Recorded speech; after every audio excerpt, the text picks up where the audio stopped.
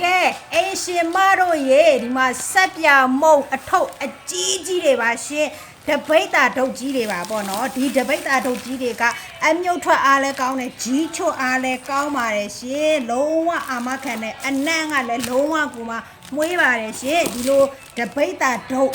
1900 gram ပေါ့နော်ဒီလို gram အပြင်လဲ1900 gram ရှိတဲ့